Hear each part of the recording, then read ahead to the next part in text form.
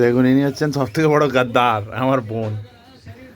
গতকাল আমি লাইসেন্স পরীক্ষায় একটা প্র্যাঙ্ক করি যে আমি ফেল হয়ে গেছি। তো সেই মুহূর্তে আমার বোনু, ও একটু ওয়াশরুমে গেছিলো এবং আমি একটু বাইরে গেছিলাম।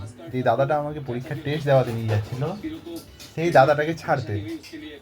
তো এই যে আছে, আমি যতক্ষণ বাইরে গেছি ততক্ষণে ও মনে গুছিয়ে রেখেছে যে দাদা এক্সামে ফেল করে গেছে লাইসেন্সের, কি কি তানা কষবো। এই দেখুন মুখটা, এ ভলি সুরত, কিন্তু এ বহুত বদমাস, বদের আঁটি। 1.5 ঘন্টা ধরে ভাবছিল যে দাদাকে কি কি কথা শোনাবো যে দাদা লাইসেন্স টেস্টে ফেল হয়ে গেছে। এবং যখন আমি বাড়ি চলে আসি ফাইনালি, তারপরে এসে যখন আমি ওকে বলি যে এটা প্র্যাঙ্ক, তারপরে এর সব মনোকামনা ভঙ্গ হয়ে যায় এবং সেই আমাকে বলে শোনায় যে কত কথা আমি বানিয়েছিলাম তোমাকে বলার জন্য, কিন্তু বলতে পারলাম না। তাহলে এগুলো চাষা গাদ্দার বোন থেকে সতর্ক থাকবেন আপনারা। আমার উপর মারহানির কেস দেবো এনার উপর, আমি আমার উপর অত্যাচারিত। দেখুন, আর এখন বলছে আমাকে চা দেবে না খেতে।